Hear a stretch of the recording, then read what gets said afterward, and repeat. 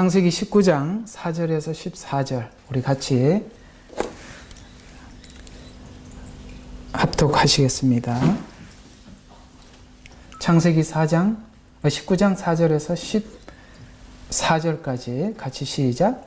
그러나 그들이 눕기 전에 그 성읍의 사람들 곧 소돔의 남자들이 늙고 젊고 가네 그 집을 에워쌌으니 사방에서 온 모든 사람이더라. 그들이 롯을 불러 말하기를 오늘 밤 내게 온 사람들이 어디 있느냐 그들을 우리에게 데려오라 우리가 그들을 알고자 함이라 하니 롯이 문 밖에 있는 그들에게로 나아가 뒤로 문을 닫고 말하기를 부탁하노니 형제들아 그처럼 악하게 행하지 말라. 보라 내게 남자를 알지 못하는 두 딸이 있도다. 내가 간청하노니 그들을 너희에게로 데려가서 너희 눈에 좋은 대로 그들에게 행하고 이 사람들은 나의 지붕 그늘 아래 들어왔으니 그들에게는 아무 짓도 하지 말라 하니 그들이 말하기를 물러서라 하고 그들이 다시 말하기를 이 자가 와서 기거하면서 우리들의 재판관이 되려 하는도다.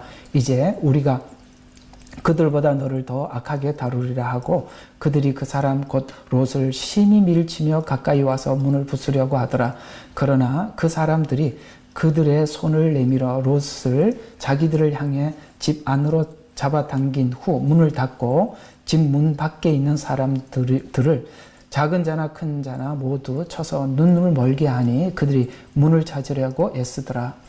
그 사람들이 롯에게 말하기를 여기서 너 외에 누가 더 있느냐? 사위와 내 아들들과 딸들과 누구든지 이 성읍에서 내게 속한 자는 이곳에서 데리고 나가라. 그들의 부르짖음이 온 면전에서 매우 크므로 주께서 이곳을 멸하시려고 우리를 보내셨으니 우리가 이곳을 멸하리라. 롯이 나가서 그의 딸들과 혼인한 사위들에게 고하여 말하기를 일어나서 이곳으로 나가라. 주께서 이 성읍을 멸하리라 하였으나 그 사위들에게는 그가 농담하는 사람같이 보였더라. 아멘.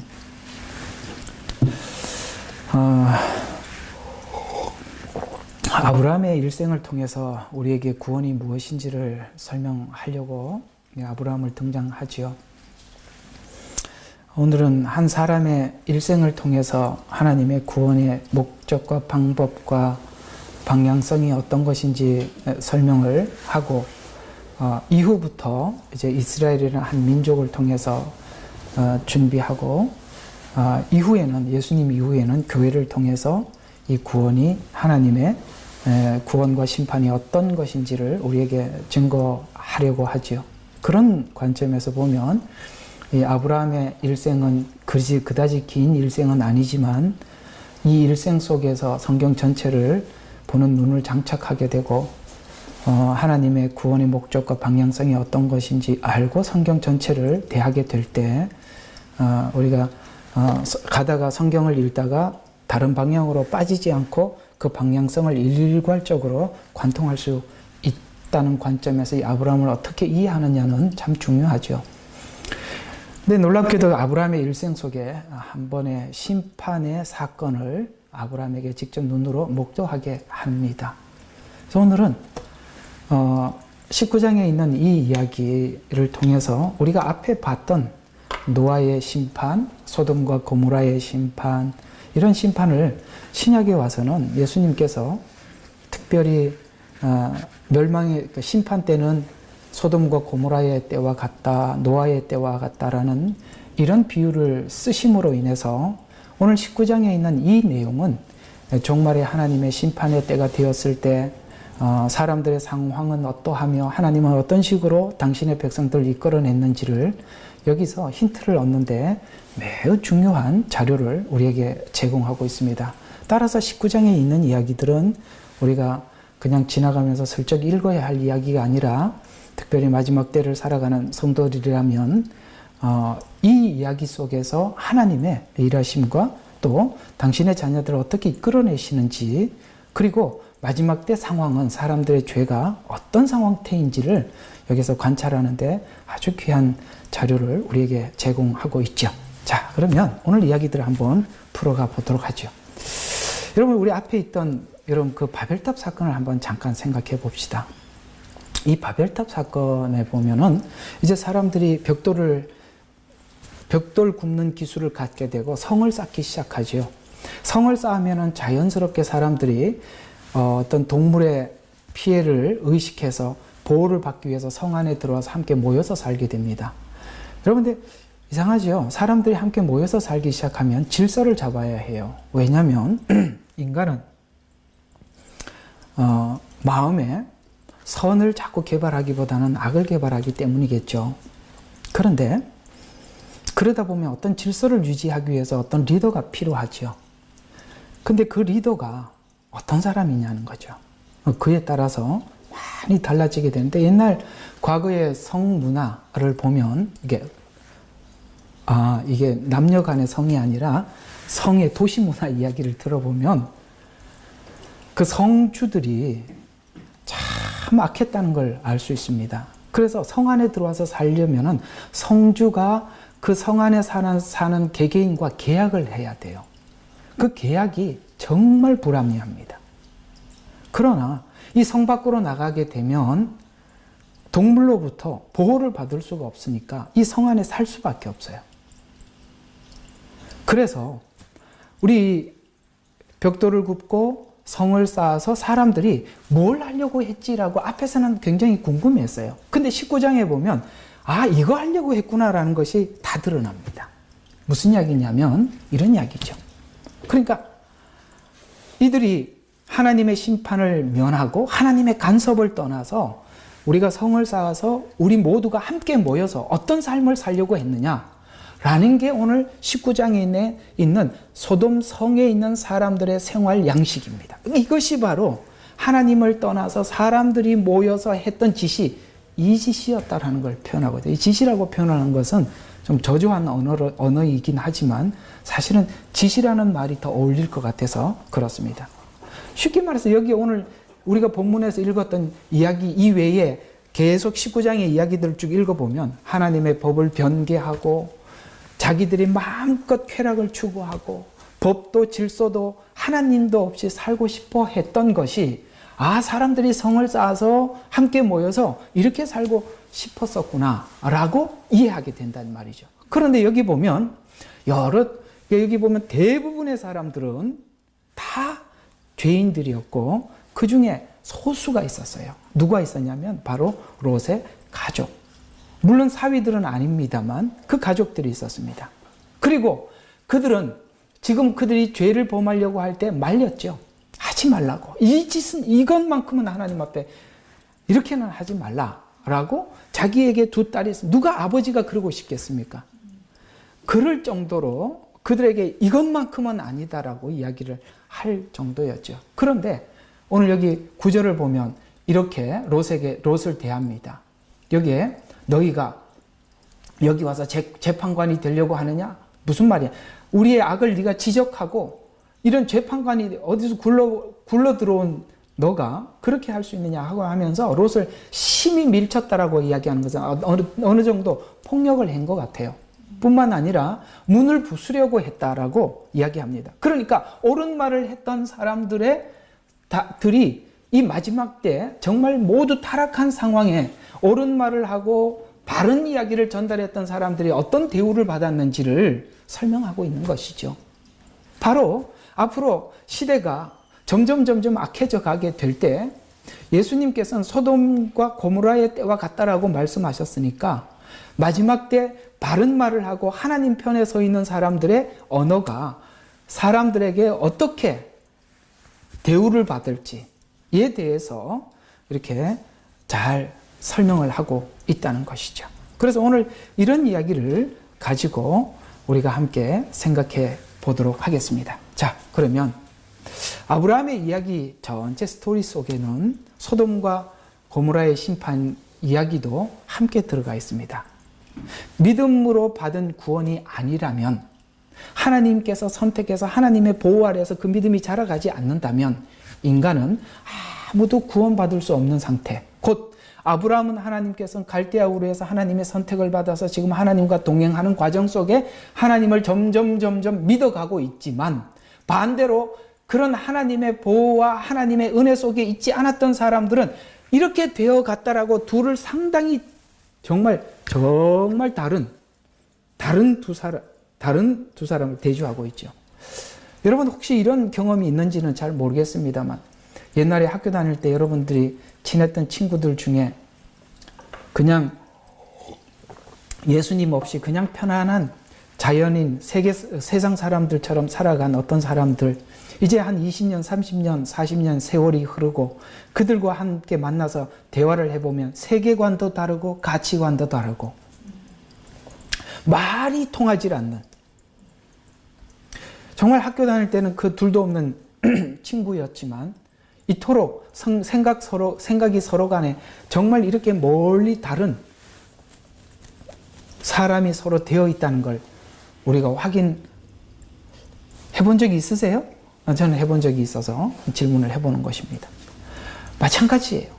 아브라함도 별반 다를 바가 없었던 것이죠.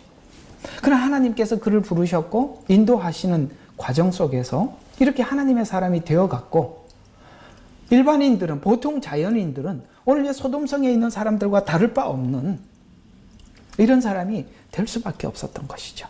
그럼에도 불구하고 그 안에 하나님께서 이 소돔성을 멸망하기로 결정을 하고, 그 다음에 아브라함을 기억하셔서 롯의 가정을 구원하기로 작정하시죠. 그래서 19장 29절에 이렇게 말씀하고 있습니다.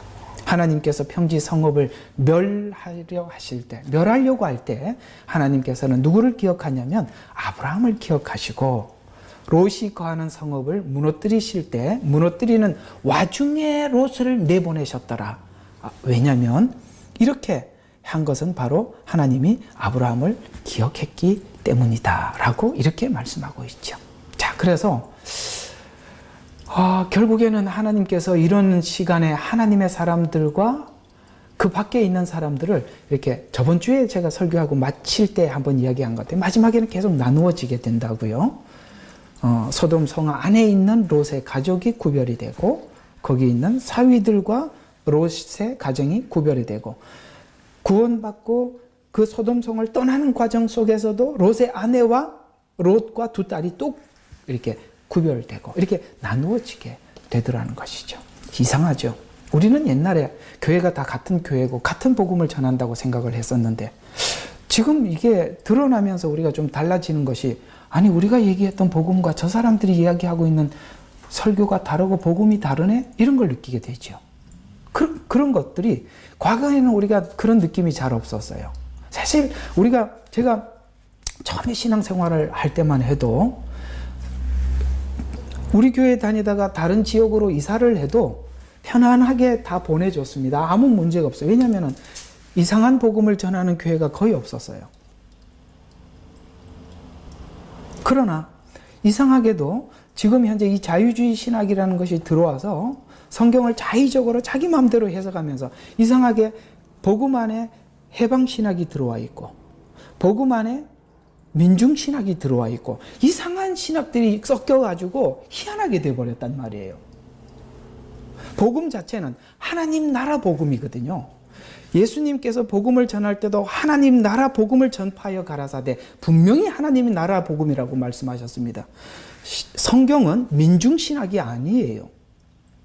그런데 가만히 들어보면 많이 달라진 것을 볼 수가 있습니다. 그것이 과거에는 잘 몰랐는데 이 마지막 때가 되면 될수록 이런 부분들이 선명하게 서로 나누어지더라는 것이죠.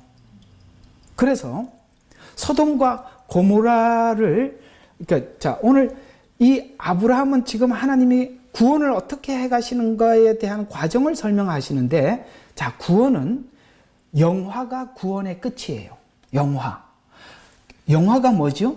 예수님이 오셔서 우리가 영화로운 몸으로 부활하고 변화되는 것입니다. 그것이 구원의 끝입니다. 그걸 하기 위해서는 그 과정에 뭐가 있어요? 하나님이 골라내는 심판이 있는 것이죠. 그래서 우리가 구원이라는 것이 막연히 예수 믿으면 천국 간다는 것이 아니라 영화까지 정확하게 성경은 기록하고 있습니다. 그래서 하나님은 오늘 아브라함을 통해서 구원의 마지막이 영화인데 그러는 과정 속에서 이렇게 심판이라는 것이 그 속에 들어가 있어요. 그래서 구원이 심판으로 구원을 완성할 것입니다. 이해가 가세요? 알곡과 죽정이를 갈라내야 끝이다 이 말입니다. 그래서 완성할 것인데 이 마지막 때를 소개할 때 노아의 때와 소돔과 고모라의 때에서 이렇게 말씀하셨어요. 누가복음 17장 26절과 29절의 신약에서는 이 상황, 심판, 19장의 이야기를 이렇게 이야기를 한단 말이죠. 노아의 날들에 일어났던 것같이라고 앞에 모델을 두었단 말이죠. 인자의 날들도 그러하리라. 노아가 방주에 들어가던 날까지, 최후의 그날까지 그들은 먹고 마시고 장가가고 시집가고 하였으나 홍수가 나서, 잘 들어보세요, 그들이 다 멸하기까지 몰랐다. 참 희한하죠. 멸하기까지 몰랐대. 그 다음에 롯의 날들에 있었던 것과 같이 마찬가지라고, 그래서 여기 보면 이렇게 마찬가지라 이렇게 설명하고 있다는 것은 사실 이 창세기 속에서는 왜 그런지 원인을 자세히 설명을 하질 않아요. 그냥 한 사건만 기록했는데 이 사건이 뭡니까? 라고 물었을 때는 출애굽기부터 하나님이 설명해 나가는 거란 말이에요. 그러니까 이 창세기 이야기는 사건으로 남아있지만 이 사건 속에 우리의 의문점들은 출애굽기부터 하나님이 자세히 설명하는 것이죠. 그래서 결국에는 이게 뭐지 하고 원인을 과정을 이해를 하다 보면 원인인 창세기로 돌아오면 답이 여기 다 들어와 있다 이 말이에요. 그래서 창세기가 굉장히 중요한 것이 창세기가 우리에게 주는 이 복음이라는 기초 원형 속에 말씀들이, 하나님의 말씀들이 거기 덧붙여져서 체계화되는 거예요. 그래서 창세기가 굉장히 중요합니다.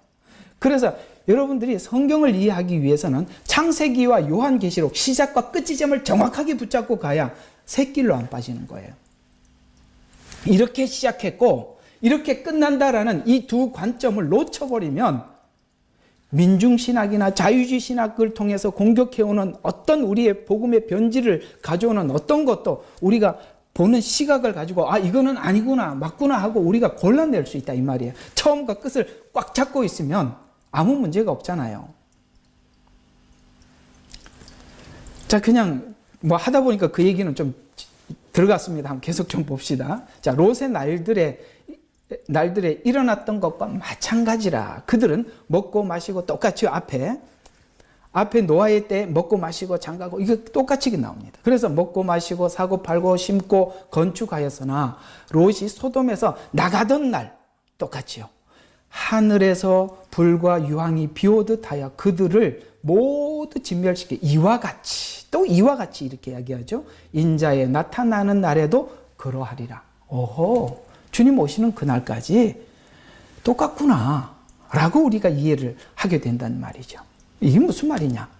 심판날까지 사람들이 일상생활을 했다는 말인데, 일상생활을 했다는 말보다는 노아의 때나 소돔과 고모라의 심판에서 특징은 자신들의 죄악이 매우 컸지만 그들은 인지하지 못했다라는 것으로 오늘 설명을 하고 있는 거예요. 인지를 못하고 있다는 것이죠. 이는 큰 죄도 일반화되어서 인지하지 못했다는 거예요. 놀랍지요? 은혜가 은혜되기 위해서는 우리가 죄인이라는 걸 인정할 때 회개가 가능하죠. 회개란 내가 죄인이라는 것을 인정하는 사람만이 회개하는 거지요. 그런데 죄가 일반화되었어요. 그런데 하나님이 보실 때 너무나도 큰 죄인데도 이 사람들은 인지를 하지 못해요. 왜요? 저 뒤에 이제 좀 설명을 하겠습니다. 그 인지하는 자들은 노아나 롯과 같이 의로운 자들 뿐이었다라고 이야기하죠. 그런 과정에서 성경에서 창세기 위치는 인간의 타락 과정과 심판을 간략히 기록했지만 타락의 과정과 심판을 받을 수밖에 없는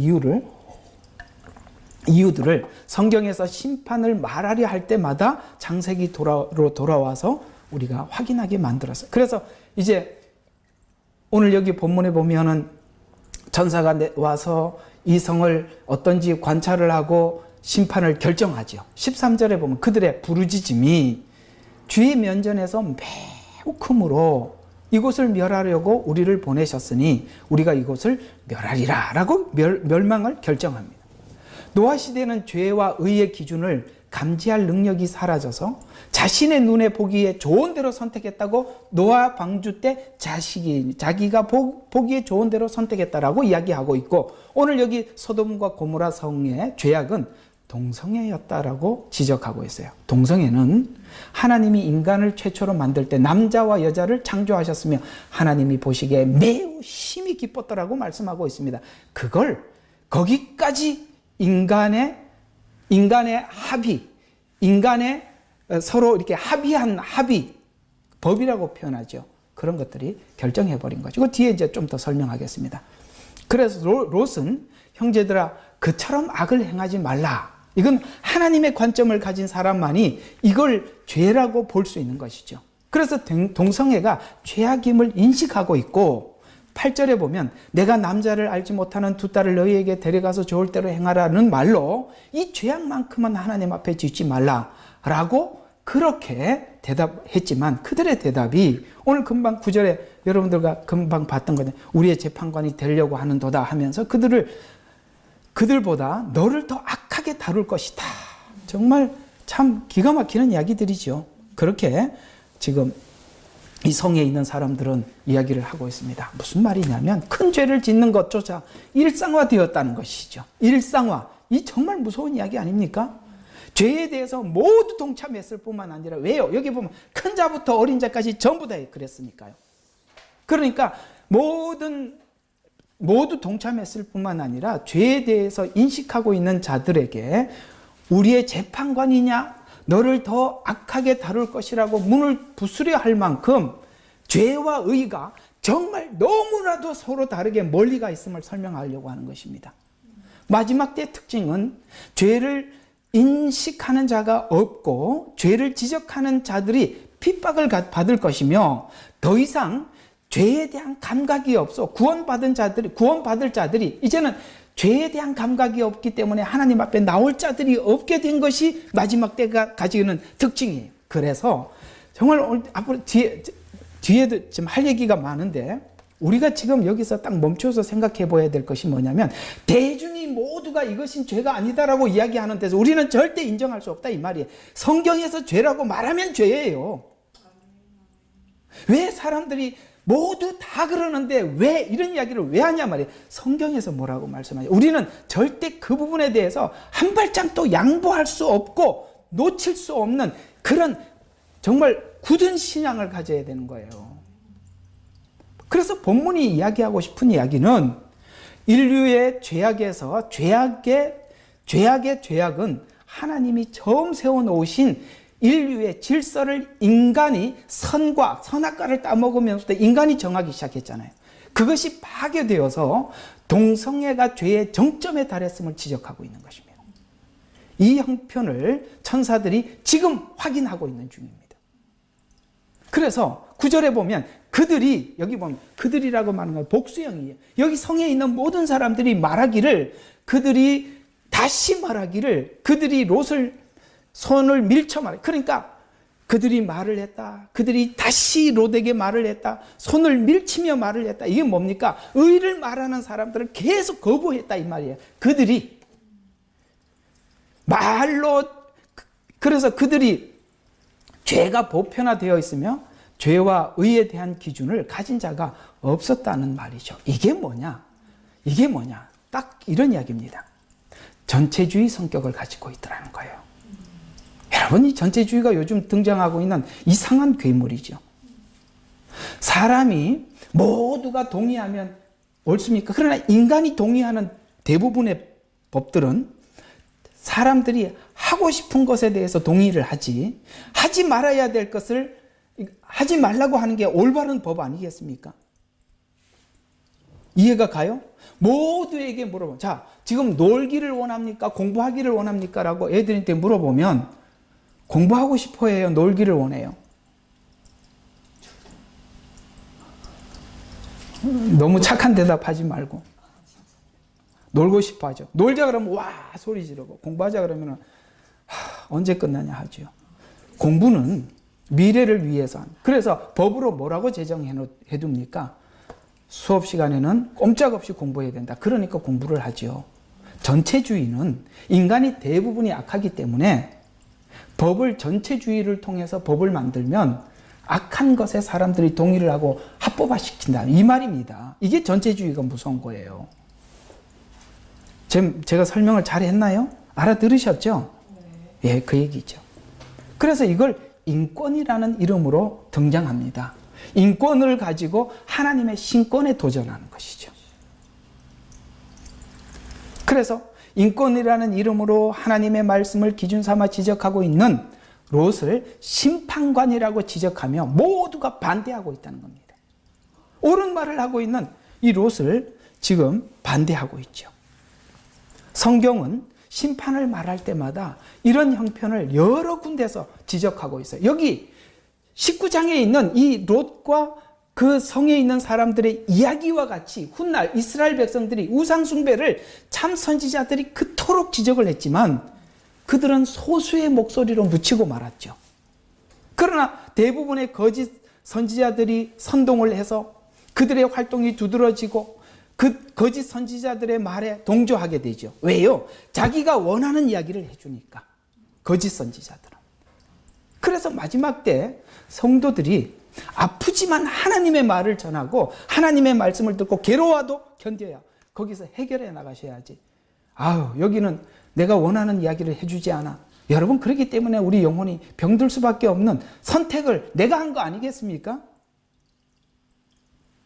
그래서 거짓 선지자들의 활동이 두드러지게 나타나요. 이것이 바로 선지서에 등장하고 있는 특징들이에요. 그래서 전기 선지서, 그 다음에 중간 선지서, 후기 선지서들이 있지 않습니까? 포로 생활 전, 그 다음에 포로 생활 중, 포로 생활 후, 이렇게 세 개로 나누어진다면 전기 선지서 선지자들은 외롭고 고독했습니다. 이사야 선지자, 예레미야 선지자, 호세아 선지자, 그들은 너무너무 외로웠지요.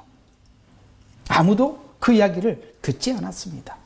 이처럼 이 마지막 때 오늘 롯이 이 모든 성 안에서 하나님의 의를 전하는 것처럼 또 훗날 이스라엘 백성들이 심판받기 전에 하나님의 심판이 임하기 전에 참 선지자들은 소수의 목소리로 전락하고 거짓 선지자들은 활동이 두드러지게 나타나고 대중은 거짓 선지자들의 선동에 대부분 따르죠. 참 놀라운 것은 남유다와 북이스라엘이 나누어질 때 기획적으로 여르보암이 기획적으로 성경에 보면 계획적으로 이렇게 나와요. 그래서 이스라엘 백성들을 선동을 해서 우리는 더 이상 정통성을 부정하고 새 나라를 건국하겠다고 했을 때 12지파 중에 10지파가 동조했다는 것은 바로 그 거짓 선동에 넘어가는 것입니다.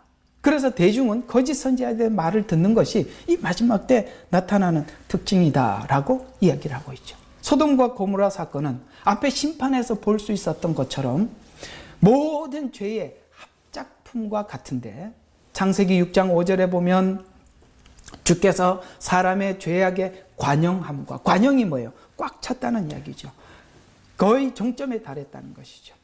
그 다음에 관영의 정점을 찍고 있는 것이 소돔과 고모라 사건인데 이게 이상하게도 오늘 여기 19장에 있는 이런 사건들이 지금 현대편에서 일어나고 있는 것이 서울 퀘어 축제. 여러분, 퀘어 축제 때 2018년도에 12만 명이 참석했습니다. 여러분, 12만 명이 이런 동성애 축제에 참석을 했다는 게 기가 막히는 이야기 아니겠습니까?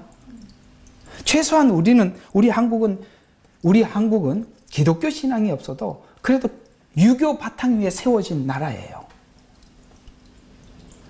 브라질의 리오 축제, 여러분 우리가 지금 살고 있는 시드니의 마디그라 축제, 이스라엘의 테라비브 축제처럼 큰 축제들이 대부분이 소문난 축제들이 동성애 축제라는 것은 우리로 하여금 매우 놀라게 하는데 오늘 19장에 있는 이 사건과 우리가 대조해서 보면 다를 게 없다는 것이죠. 정말 한번 보십시오.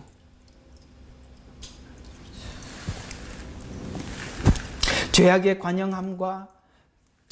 관영함이 네피림을 낳았다라고 창세기 6장에서 말씀하고 있는데, 이 네피림이라는 말은 넘어뜨리다, 힘이 세다, 침략자라는 뜻이 되어 있어요. 그래서 이 네피림 같은 자들이 도덕성 없는 자들이 세상을 주관하는 자가 되어서 인간성이 잔인해졌다는 거예요. 그나마 리더가 이렇게 도덕성이라도 가지고 있으면 이렇게까지 죄가 관영하고 잔인해지지는 않았을 것이에요. 그래서 창세기 10장 8절에 보면 니므롯이 영걸이 되었다는 말로 영웅이 되었다는 말이 되는데, 이 모든 것을 합해 놓은 상태가 악한 리더, 그 다음에 사람들을 넘어뜨리고 자기가 영웅이 되고 싶어하고 이런 악한 도덕성을 가진 사람들이 리더가 되어서 만든 사회, 여기 19장 소돔과 고모라 성 사건을 소개하고 있다는 것이죠. 소돔인들과 고모라인들을 앞에 노아 홍수, 바벨탑 사건을 이들은 알고 있던 사람들이에요. 여기 보면 소돔성에 있는 사람들은 이미 앞에 노아 홍수 사건도 귀로 들었을 것이고 바벨탑 사건도 귀로 들었을 것입니다. 이로 인해서 하나님이 심판했다는 사실을 귀로 들었었어요. 앞에 성을 쌓으려고 했던 자들이 성을 쌓아놓고 무슨 일을 하려 했는지 소돔과 고모라 성을 통해서 우리는 확인하면서 매우 놀라고 있습니다. 그러나 우리는 이 심판, 하나님이 오늘 심판을 하기로 결정하고 멸하기로 결정했을 때 이 심판에서 보호받기 위해서는 그 보호를 어떻게 해주셨는지 한번 또 살펴보도록 하겠습니다. 심판에서 보호받기 위해서는 먼저 하나님이 정해놓으신 심판을 믿어야 합니다. 아멘이십니까? 이걸 믿지 않으면 아무것도 할 수 없어요. 여러분, 구원이 그냥 십자가에서 구원받아 천국 가는 게 끝이 아니라 하나님께서 이 심판하는 이 과정 속에서 이런 일들이 일어날 거라는 걸 믿어야 여러분 이 성에서 나갈 거 아닙니까? 안 그래요? 믿지 않는데. 그래서 우리가 이상하게 십자가 복음에서 머물러서는 안 돼요. 부활의 복음, 그 다음에 뭐예요? 재림의 복음, 심판의 복음. 아시겠습니까? 그 구원이 영화에까지 가야 된다는 거 믿어야 되는 것이죠.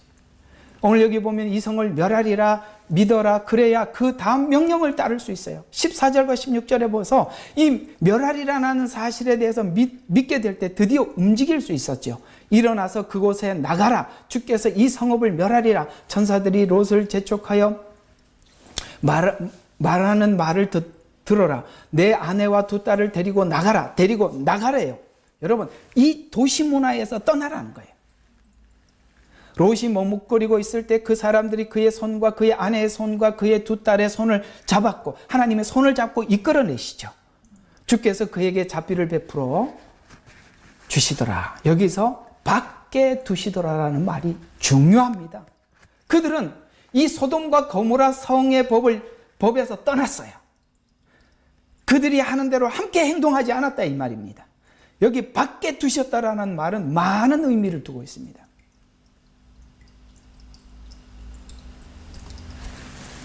그래서 밖으로 끌어낸 후 목숨을 위하여 도피해라. 돌아보지 마라. 머무르지 말고 산으로 도피해라. 하나님이 이런 방식으로 당신의 백성들을 보호해 가시더라는 것이죠. 성경에 보면 마지막 때 당신의 백성들을 보호하시는 이야기들이 많은 부분에서 설명을 하고 있어요. 왜 이렇게 보호하시느냐? 29절에 보면 아브라함을 기억하시고 롯이 거하는 성읍들을 무너뜨리실 때에 무너뜨리는 와중에 롯을 내보내셨더라. 누구를 기억하셔요? 아브라함을 기억하시고. 우리는 예수 그리스도의 언약을, 예수 그리스도께서 우리에게 언약하신 그 언약을 기억하시고 하나님은 우리를 보호해 주시리라 믿습니다. 롯을 구원하는 이유는 아브라함을 기억하기였기 때문이고 심판의 순간에도 하나님의 백성들에게 심판에서 보호받을 수 있는 방법을 알려주시고 손을 이끌어 보호해 주셨다. 이렇게 설명하고 있죠. 이름이 생명책에 기록된 자들과 그렇지 못한 자들이 이 마지막 때 나누어져요. 그 이야기들이 너무 많아서 좀 그냥 성경 구절로 한번 읽어보겠습니다. 굉장히 많이 나와요. 왜 롯을 하나님이 그렇게 했냐?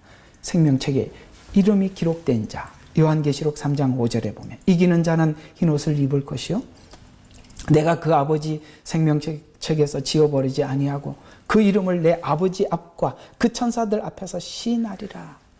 누가? 받은 것을, 들은 것을 굳게 지켜 회개하라 라는 말이 그 앞에 전제에 되어 있어요. 또 요한계시록 13장 8절과 9절에 보면 세상의 기초가 놓인 이래로 죽임을 당한 어린 양의 생명책에 그 이름이 기록되지 못하고 땅에 사는 모든 자는 그에게 경배할 것이라. 경배의 문제. 여러분, 성경 자체는 모두가 다 누구를 경배하느냐라고 묻는 거예요. 경배의 문제입니다. 그러나 그 이름이 기록되지 못한 사람들은 그에게 짐승에게 경배할 것이래. 그 다음에 요한계시록 17장 8절에 보면 그가 본 짐승을 전에 있다가 시방은 없으나 장차 무정경에로 올라와 멸망으로 들어갈 자니 땅에 거하는 자. 이상하게 땅에 거하는 자, 땅에 거하는 자 계속 그렇게 이야기하고 있습니다. 땅에 거한다. 이게 너무 많은 의미를 두고 있어요. 창세 이후로 생명책에 농명되지 못한 자들은 이전에 있다 시방 없으나 장차 나올 짐승을 보고 기이 여기더라. 요한계시록 20장 12절 15절에 내가 보니 죽은 자들은 무릇 대소하고 그 보좌 앞에 섰는데 책들이 펴져 있고 또 다른 책이 펴져 있고 책들이 펴져 있고 다른 책이 펴져 있어요. 이거 오늘 저녁에 대속죄일 하면서 한 번 더 설명해요. 굉장히 왜 이 책이 도대체 무슨 책이냐? 이거 설명해 드리겠습니다. 그래서 죽은 자들의 자기 행위를 따라 책들에 기록된 대로 심판을 받은지 누구든지 생명책에 기록되지 못한 자는 불못에 던지우리라. 요한계시록 21장 27절에 보면 누구든지 속된 것이나 잘 들어요. 이게 이제 중요한 이야기입니다. 요한계시록은 22장이 끝이에요. 근데 21장에 모든 것을 정리하면서 21장에 천국에 들어갈 수 있는 자와 들어오지 못할 자들을 이렇게 선명하게 긋고 있어요. 잘 봐요. 참 중요합니다. 가증한 일을 또한 거짓말을 하는 자, 결코 그리 들여오지 못해. 이걸 여러분들이 지금 현대 우리가 이해하고 있는 수준으로 이해하면 안 돼요. 무슨 말이냐면 보세요. 내가 예수님을 믿는다고 고백을 하고 예수님을 믿습니다. 그런데 그 믿음에는 반드시 행함의 열매가 따르게 되어 있어요. 맞지요? 근데 나는 믿는데 행함의 열매는 하나도 없어요. 예수님이 지금 오셔서 한 말이 뭐냐면 너희들의 열매를 봐라. 열매를 보면 나무를 확인할 수가 있는데 너희들이 지금 맺는 열매가 은혜의 열매 맞냐? 하나님이 주신 열매 맞냐? 아닌데도 왜 맞다고 거짓말하느냐? 그러니 뿌리부터 근본부터 잘라버리고 다시 시작하라는 거예요. 여러분, 내가 믿는다고 하면서도 믿음의 행함이나 열매가 없으면은 나는 하나님 앞에 내 믿음이 거짓 믿음이고 여기 뭐 가증한 일이고 거짓말이라 이 말이에요. 만약에 내가 믿는다고 하면서도 아무런 주 예수 그리스도로 인해서 열매가 아무것도 없다면 여러분, 그런 사람이 천국에 가는 곳이라면 천국은 협작꾼들과 거짓말쟁이만 모이는 곳입니다. 아닌가요? 거짓말쟁이만 모인 거죠. 믿었다고 말로만 하고 전혀 예수님과 상관없이 사는 그런 약삭 빠른 사람들만 모이는 곳이 천국인가요? 아니죠.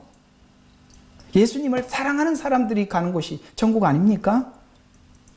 아가서가 뭘 이야기합니까? 내가 너 안에, 저가 내 안에. 이게 무슨 뜻이에요? 사랑의 관계 속에서 하나 되는 거 아니겠습니까?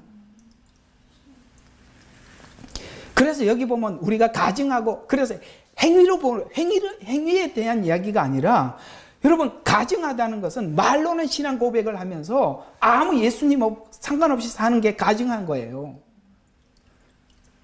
거짓말이라는 게 뭐예요? 신앙 고백은 하지만 마음에 없이 거짓말 하는 거 아니겠습니까? 하나님은 자기 행위를 따라서 하나님 심판하신다는 것은 믿음의 결과, 열매를 확인한다는 거예요. 여러분, 예수 그리스도 안에서 여러분들이 어떤 열매를 맺고 있는지 그걸 통해서 내가 하나님을 믿는다는 믿음의 이 고백이 진심인지 아닌지 돌아봐야 해요. 이것이 이스라엘 백성들이 대속죄일 날 대속죄일이 오기 전에 40일, 특히 그 10일이라는 기간 동안에 하나님 앞에 엄청 속죄하고 자기를 돌아보고 아무 노동도 하지 말지니. 무슨 말이에요? 우리가 먹고 사는 문제 이런 게 아니라 정말 우리의 영혼의 문제를 깊게 돌아보고 우리 자신을 성찰해라, 이런 뜻입니다. 이거 저녁에 한 번 더 하도록 하겠습니다. 그래서 결코 그리로 거짓말하는 사람, 가증한 일을 하는 사람 결코 그리로 들어오지 못하되 어린 양의 생명책에 기록되지 된 자들 뿐이니라. 따라서 지금 내가 하나님이 주신 믿음으로 믿음을 가지고 있는지, 이 이름이 생명책에 기록되어 있다면 우리가 지금 우리의 행위에 대해서 돌아봐야 할 부분입니다. 소돔 사람들은 왜 몰랐느냐? 사람들이 대중이 이야기하고 있는 죄에 대한 기준에 내가, 사람들이 전체가 이거 죄라고 얘기하니까 나 죄고, 저 사람들이 의라고 하니까 의라고, 이렇게 생각했기 때문에 하나님 기준하고 아무 관련이 없어요. 왜 소돔 사람들은 의와 죄에 대한 기준이 없었냐? 사람들이 정해놓은 죄와 의에 대한 기준에 자기가 그 보편화된 기준 속에 들어와 있기 때문에 그렇습니다. 그렇기 때문에 오늘 여기 4절에 이렇게 설명하고 있어요. 한번 4절 보세요. 그들이 눕기 전에 그 성읍의 사람들 곧 소돔의 남자들이 늙고 젊고 가내 집을 에워쌌으니. 무슨 말이에요? 보편화되었다는 거예요. 늙은 사람이나 젊은 사람들이나 똑같았다, 이런 뜻이에요. 대중화되어 있단 말이에요. 그래서 천사가 눈을 어둡게 하여 11절에 일반 대중이 구별해 놓은 죄와 의에 대한 의의 기준에 함께 우리는 동의할 수 없어요. 그러면 우리가 세상 사람들이 만들어 놓은 이런 죄와 의에 대해서 그걸 가지고 죄와 의를 기준을 삼으면 우리는 죄도 모르고 성경이 말하는 죄에 대한 인지도 할 수도 없고 회개도 할 수 없기 때문입니다. 왜 이 성이 심판을 받을 수밖에 없느냐? 더 이상 기대할 곳이 없는 성이 되었기 때문입니다. 마지막 때도 하나님이 언제 심판하시겠어요? 가나안 땅에 이스라엘 백성들이 들어가서 그 땅을 점령하기 전에 하나님께서 이스라엘 백성들에게 이렇게 말씀하고 있습니다. 아직도 그들의 죄악이 관영치 아니함이라. 언제 심판하십니까? 죄가 관영했을 때. 주님이 이 땅에 다시 오실 것입니다. 언제요? 가나안 땅에 죄가 관영한 것처럼 이 땅에 누구도 죄에 대해서 인지하지 못할 땐 더 이상 구원받을 자들이 없겠죠. 이상하죠. 요즘은 다니면서 복음을 전해보면 지식으로는 하나님에 대해서 아는데 듣기는 싫어해. 교회를 다니시는 분들도 그런 분들이 꽤 많아요. 설교를 들어보고 나하고 같구나 다르구나 이런 서로 동의만 할 뿐이지 은혜는 안 받는다, 이 말입니다. 나는 차라리 아무 미디어도 접하지 않고 아무것도 모르고 우리가 오직 그냥 성경만 보고 그 안에서 은혜나 받고 이렇게 살 때가 훨씬 은혜가 됐던 것 같아요. 자, 멸망의 소식을 들었다 할지라도 사위와 같은 자들이 있기 때문에, 교회 안에 있기 때문이죠. 오늘 14절에 보면 이 성에서 나가라, 주께서 이 성읍을 멸하리라 하였으나 그 사위들에게는 그가 농담하는 사람같이 보였더라. 이 농담이라는 말이 이런 말인데요, 비웃다, 이런 뜻입니다. 비웃다. 또 이 동의어가 있어요. 창세기 18장 2절에 보면 사라가 속으로 웃으며, 이런 뜻이에요. 그러니까 하나님 내년 이맘때 자식이 있으라니까 뒤에서, 천막 뒤에서 비웃었죠. 이런 것처럼 말씀을 전하면 맞는 이야기, 나하고 같은 이야기 속에서는 나하고 같네 정도지 은혜를 받은 것은 아니에요. 정보에 대해서 서로 정보에 대해서 동의할 뿐이죠. 틀리면 비웃고요. 여러분, 그러면 은혜가 없어요. 여러분, 저하고 여러분의 신앙이 같은지 다른지 제보로 예배 온 건 아니시죠?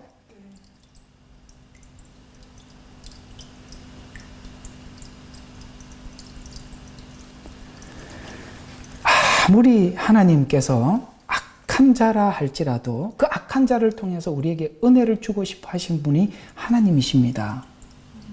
우리는 어디에 가서도 하나님의 은혜를, 목소리를, 하나님이 우리에게 뭔가를 하시려고 하는 말에 귀를 기울여야 돼요.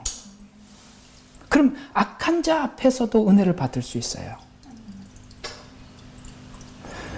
매번 예배 나와서 나하고 같네, 나하고 다르네. 여러분 이렇게 하시면 여러분은 아무 상관이 없습니다. 그저 오늘 여기 농담으로 여길 뿐입니다. 비웃지요. 속으로 웃으며 이 말이죠. 그래서 믿음이 없는 자들에게 불가능해 보이는 상황을 말씀했을 때 웃음을 비웃음 농담이라고 말씀하고 있어요. 말씀을 믿는 자들에게는 하나님의 말씀이 생명과 같은 말씀이지만 그렇지 않는 자들에게는 비웃거나 농담이 되지요. 여러분, 복음은 우리를 구원하신 하나님의 은혜를 이야기하는 것입니다. 그 복음은 재림까지, 영화에까지 우리에게 말씀하고 있습니다. 재림이 농담으로 들리면 심판도 농담으로 들리는 것입니다. 그래서 오늘 이 사위는 이야기를 듣고 꼼짝도 하지 않고 나가지 않았던 것입니다. 오늘 이야기들을 정리해서 결론을 맺어보겠습니다. 여러분, 복음을 믿되 부분적으로 믿지 마시고 전부를 믿으시기 바랍니다. 아멘. 재림까지, 심판까지, 천국 복음까지, 마지막까지 믿으십시오. 중간에 믿다가 말지 마시고, 그리고 내가 믿는 믿음만이 전부라고 생각하지 마시기를 바랍니다. 우리는 정보에 대해서 서로 동의하러 예배 온 게 아닙니다. 우리는 말씀을 전하는, 저도 하나님 앞에서 말씀을 전하면서 사실 저도 전하면서 은혜를 받고 있는 것입니다. 여러분들도 들으면서 은혜를 받는 거예요. 아시겠습니까? 제가 가지고 있는 정보를 전달하는 것이 아니라 사실 저도 설교하면서 많이 은혜를 받아요. 같이 누구는 전하면서 받고 누구는 받으면서 은혜를 받을 뿐입니다. 마지막 때 성경에서 말하는 안내와 성령의 안내를 우리가 철저히 받아서 오늘 여기에 롯의 가정이, 롯과 두 딸이 결국 하나님의 그 안내를 철저히 받은 것처럼 죄와 회개, 그 다음에 마지막 때 이러이러해라 라고 말하는 행동 지침까지 모두 은혜를 받으셔서 이 마지막 때 하나님의 보호 아래 함께 하기를 주 예수 그리스도의 이름으로 축원합니다. 기도하겠습니다. 사랑이 많으시고 자비로우신 아버지 하나님,